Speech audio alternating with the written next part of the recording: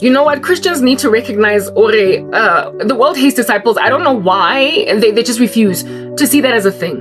The moment Christians wear contentment with whatever it is that they have, that's when they will live at peace with their fellow man. The Bible says that if it is possible, strive to live at peace with everyone around you. Christians, stop trying to fight censorship. Stop trying to fight it, because it is the devil's thing that he's done time and time again. Yeah, of course. Make war with those that refuse to let you proliferate the cross. Because at the end of the day, you're going to proliferate the cross if they come to you at your underground meeting. If they come to you at your small little hub of hanging out with your brethren and trying to proliferate the gospel. Fight and keep on that soapbox preaching the gospel, where it is that they want to now arrest you for doing that. But do not insist on making like a proverbial Martin Luther that goes to the Catholic Church and says, you better let me keep on preaching inside the church now. Don't even listen, you're not going to make it. Do not insist on going to a brick and mortar church that kicked you out as a pastor and say, you're going to let me preach because God built this house for the preaching of the gospel and I'm a messenger of God.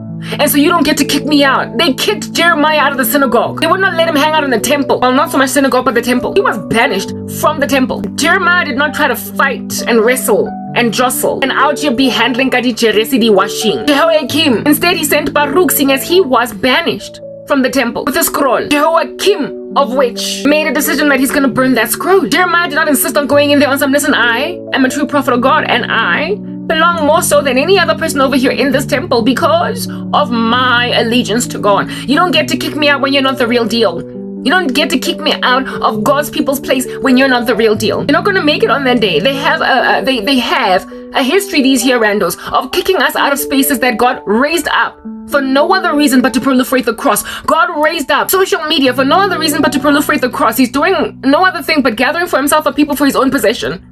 So therefore, God's blessing of America caused America to innovate the way that it innovated. And now America has innovated the majority of social media platforms on earth. But America is now leaving some of us out. These platforms are being used to leave some of us out. It's not for us to fight. We will never win. Look at history. Go to the streets.